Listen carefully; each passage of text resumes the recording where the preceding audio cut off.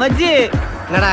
டேய் மச்சி, என்னடா இடது கால் எடுத்து வைட்டா வலது கால் எடுத்து வைட்டா மச்சி?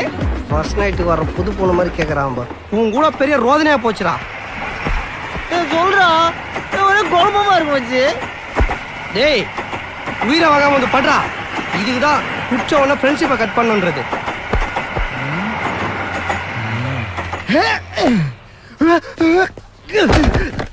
அம்மா, டேய் என்னடா வச்சிருக்கிறதுக்குள்ள எலும்புலாம் நொறுக்கி போச்சுடா. அம்மா அம்மா, ஐயோ எலும்புலாம் நொறுக்கி போச்சே. அம்மா சொல்றாங்களே. மச்சி,